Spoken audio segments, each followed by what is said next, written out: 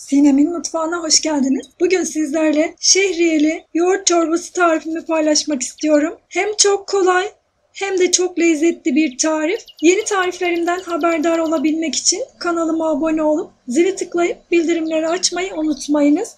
Tencereme 2 litre su aldım. Kaynamaya başladıktan sonra bakın yarım çay bardağından biraz fazla arpa şehriyesi ekliyorum. Arpa şehriyeleri biraz yumuşayana kadar pişirdim. Şimdi içerisine 2 tane havuç rendeledim. Eğer havucunuz büyükse bir tane de kullanabilirsiniz. Havuçlar ve şehriyeler pişerken ben de terbiyemi hazırlıyorum.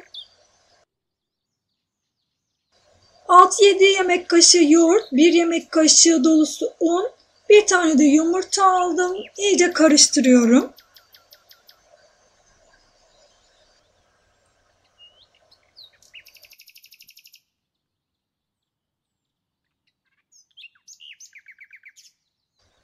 Şehriyem ve havuçlarım yumuşadı.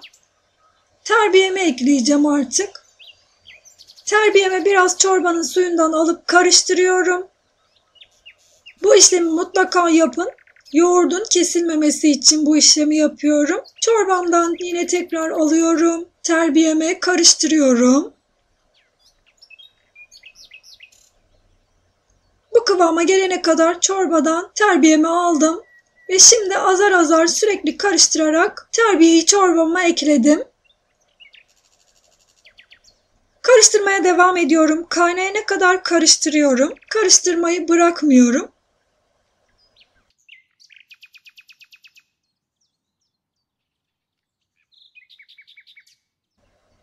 Çorbam kaynamaya başladı. Ocağımın altını kıstım. Kısık ateşte 10 dakika pişiriyorum. Ara sıra karıştırıyorum. 10 dakikanın sonunda artık tuzunu ekliyorum. Karabiber ve nane ekledim.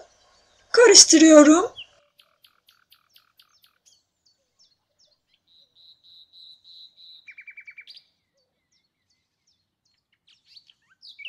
Ocağımın altını kapattım. Çorbamız hazır. Su yerine et suyu da kullanabilirsiniz. İnanın çok güzel, çok lezzetli, çok da kolay bir çorba. Umarım sizler de dener ve beğenirsiniz. Denedikten sonra yorumlarınızı bekliyorum. Deneyeceklere şimdiden kolay gelsin. Herkese afiyet olsun. Bir sonraki tarifimde görüşmek üzere. Hoşça kalın.